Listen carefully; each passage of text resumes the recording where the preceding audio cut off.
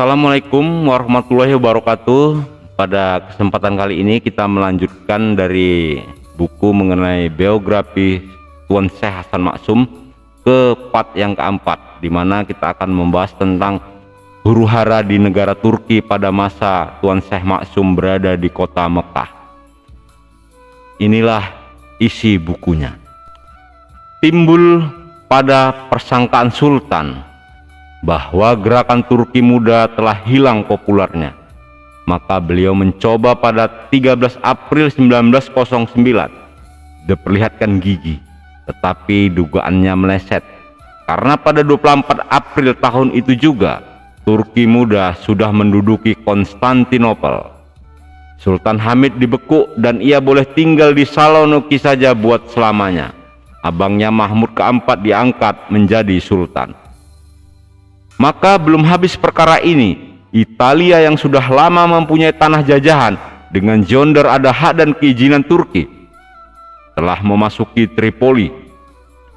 Sudah tentu saja hal itu menimbulkan lagi peperangan antara Turki dan Italia, disebabkan Turki beberapa lama mengalami kesukaran dalam negeri karena ulah sultan-sultan yang terdahulu. Kekuatan Turki ada lemah. Dalam tahun 1912 terpaksalah Tripoli yang penduduknya menganut agama Islam diserahkan kepada Italia.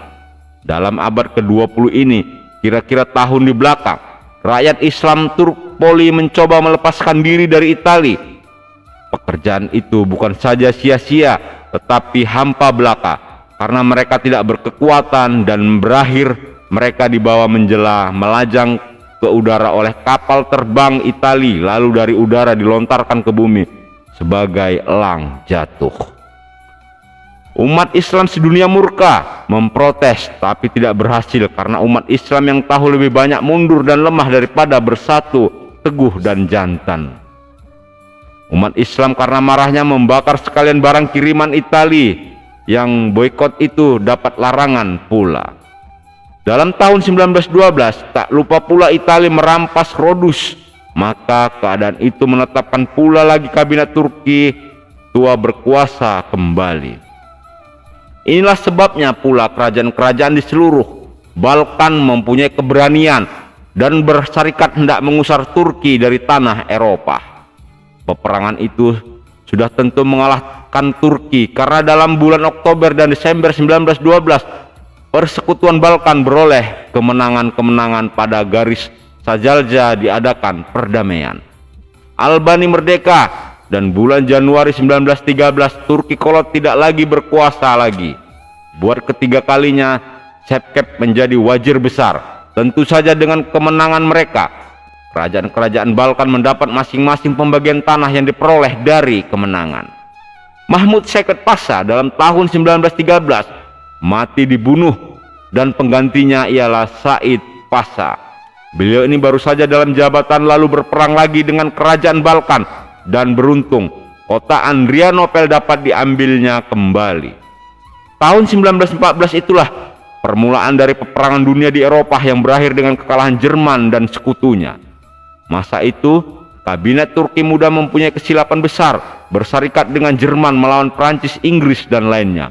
Walau mulanya mereka mendapat kemenangan, tetapi akibatnya tidaklah baik. Orang menduga dalam peperangan 1914 di tanah jajahan Inggris seperti Hindustan, Egypti akan timbul pemberontakan besar melawan yang dipertuan. Rupanya dengan itu tipis, maka Turki mendapat saja tamparan di Palestina, Mesopotami, Kaukasus dan di Balkan. Kabinet Turki meletakkan jabatan dalam Oktober 1918. Dan kabinet baru Turki menandatangani pada 31 Oktober itu perdamaian di Modros di Pulau Lemnos.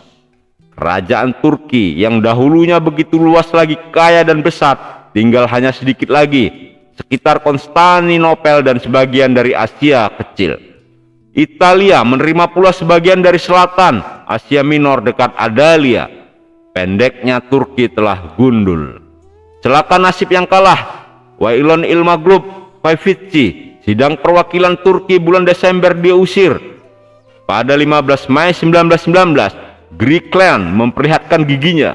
Griqualand memberi keterangan bahwa pelabuhan-pelabuhan di pesisir barat Asia Kecil, penduduknya orang Greek, dan dari sebab itu pelabuhan mesti diambil, sambil berkata satu pasukan tentara Greek telah mendarat di Smyrna. Permusyawaratan dengan kerajaan besar diadakan, urusan rumah sendiri diurus oleh orang lain. Keputusan damai di Serpes pada 10 Agustus 1920 mensahkan apa yang ditetapkan di Mudros. Alhasil, di timur dan timur utara Asia Kecil lahir dua kerajaan, yaitu Kurdistan dan Armenia. Tambahan lagi, keputusan Mudros dipakai. Angkatan tentara Turki mesti berada sebagai dalam keadaan damai, tidak boleh ditambah, malahan dikurangkan. Soal inilah yang menjadi cemeti bagi Turki muda untuk memperlihatkan kepada mereka kerajaan-kerajaan besar bahwa Turki masih jantan. Maka dalam Mei 1919 minat orang ditujukan kepada jenderal tentara Turki Mustafa Kemal Pasha yang diwajibkan mengadakan peraturan-peraturan dan perubahan. Dia dengan beberapa pemimpin dan kepala pasukan amat tidak menyukai akan perintah lain kerajaan yang menyiksa kebutuhan kerajaan Turki. Mustafa Kemal tidak mengindahkan perintah paksa orang luaran. Lanjut ke halaman 18. Mustafa Kemal pergi ke Samsun di pesisir Laut Hitam, dan dari situ ia membentuk sebuah angkatan serdadu. Tidak berapa lama kemudian antaranya, maka ia dirikan pusat kedudukannya di Sinapu dan akhirnya di Anggora. Masuk bab ke berikutnya, pecah perang dunia 1914-1918. Oleh karena kecerdikan Kolonel Lawrence, agen Secret Service British itu, maka Saddam Hussein pun bulatlah lalu berpihak kepada British.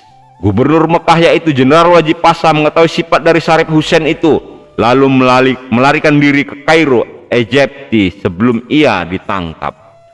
Jenderal Ghali Pasha tidak sempat melarikan diri lalu tertangkap di Madinah dan dipenjarakan. Maka sejak waktu itulah kerajaan Hejaz boleh dikatakan telah dijatuh ke dalam pengaruh British. Orang-orang haji yang beribu-ribu jemaahnya itu dengan tiba-tiba telah menjadi kacau balau. Maklumlah, huru-hara setiap hari terjadi dan letusan senapan tidak berhentinya terdengar di padang pasir. Betapa besarnya huru-hara yang menimpa tanah suci itu tidak terkatakan, sehingga banyaklah jemaah haji yang dipaksa mestinya bekerja menggali benteng di bawah dalam kurung Long Raven di luar kota Madinah oleh kerajaan. Selain itu, kekurangan makanan pun sangat bermarajalela pula oleh konsul Belanda di Jeddah. Keadaan ini pun tidak dibiarkan begitu saja, lalu sampaikan kepada pemerintah bagaimana halnya jemaah haji itu dan meminta bantuan agar supaya dihantarkan dengan segera kapal-kapal haji untuk mengangkut mereka itu kembali ke tanah air masing-masing. Jadi cukup luar biasa juga buku ini, membahas secara terperinci apa yang terjadi saat Perang Dunia Kedua sampai dengan kejadian-kejadian di Tanah Suci pada waktu itu. Adalah yang penting dicatat, pada tahun 1915, setahun setelah pecah perang itu, dengan takdir Allah Subhanahu wa Ta'ala, meninggal dunialah Syekh Ahmad Khatib. Meskipun Tanah Suci dalam huru-hara, akan tetapi meninggalnya orang saleh itu menjadikan umat semakin duka cita. Karena itu di mana-mana diadakan orang sembahyang gaib, mulai dari Jeddah, Mekah, Madinah, Sam, Yemen dan lain-lain. Nama beliau sebagai seorang ulama Islam sangat masyhurnya, bukan saja kepada bangsa kita dari bawah angin ini, melainkan juga pada bangsa Ajam dan Arab sendiri. Adalah disebutkan bahasa almarhum Syekh Ahmad Khatib itu tidak mau kembali ke negeri asalnya, Minangkabau. Jadi ini ulama besar dari Minangkabau. Selama di sana masih berjalan adat matriarkat dalam kurung pusaka terserah kepada ibu. Karena menurut almarhum itu, adat itu sangat berlawanan dengan syariat Islam. Dengan hilangnya ulama yang besar itu, hilang pula lah seorang alim Indonesia, seorang anak beliau yang bernama Abdul Malik Khatib dari ibu bangsa Mesir, menjadi konsul Ibn Saud pula sekarang di Kairo dan telah lupa akan kebangsaan ayahnya. Adapun Tuan Syekh Hasan Maksum dan Syekh Utsman masa itu sangatlah merasa khawatir melihat keadaan yang sangat kalut di Tanah Suci itu. Kira-kira pada penghujung tahun 1915, mulailah masuk 2 kapal Belanda untuk mengangkat jemaah haji pulang. Beribu-ribu jemaah menumpang di kapal itu, sehingga keadaan mereka sebagai ikan sarden cheese. Akan tetapi masih beribu-ribu lagi yang belum dapat kapal tompangan, terpaksa menunggu di Jeddah dengan menanggung rupa-rupa kesengsaraan. Sebagai juga almarhum Syekh Ahmad Khatib, ada sebab mengapa beliau tidak hendak ke kampung untuk melepaskan syariat Islam. Begitu pula lah halnya Syekh Hasan Maksum, sudah terniat lebih dulu tidak akan kembali ke tanah Delhi. Akan tetapi banyak sebab pula mengapa beliau mesti turun.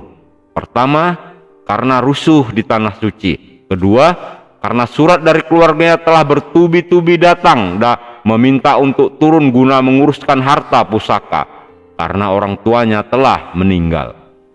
Demikianlah di dalam tahun 1916 tiba pula lah 3 buah kapal Belanda untuk mengangkut orang-orang haji yang berkepung itu, guna dibawa kembali ke kampung tempat asal masing-masing di seluruh Indonesia. Maka dengan kapal-kapal itu turut jugalah Tuan Syekh Osman Tanjung Pura dan Tuan Syekh Hasan Maksum. Kepulangan mereka itu sama-samalah menjadi semarak dan soleh bagi kerajaan Langkat dan Delhi. Selama di Mekah, duduk mengajar di kampung Samyah adalah Tuan Syekh Hasan Maksum. Selainnya memberikan pengajaran, juga telah menyusun dan menertibkan 4 buah kitab yang banyak terbaca, yaitu 1. Katupatiasan, berisi soal-soal dan dalil-dalil yang kuat untuk menolak dakwah bahasa berusul tidak sunat bahkan bid'ah. 2. Darur Bayan, pasal Ibul Iman. 3. Isyapul Muridin, mula-mula dicetak dengan bahasa Arab, akan tetapi kemudian di atas desakan murid-muridnya diterjemahkan ke dalam bahasa Melayu, pasal Rabitah. 4. Fathul Wadid, pasal Mukarramah sembahyang. Maka adalah keempat kitab kita itu seolah-olah bagi tiap umat. Selain dari itu, beliau sesudah di Delhi ini mengarangkan pula 7 buah kitab yang lagi penting isinya. Satu peninggalan bagi murid-muridnya yang sangat berharga sekali. Selama duduk di Mekah, beliau telah memperoleh beberapa orang anak.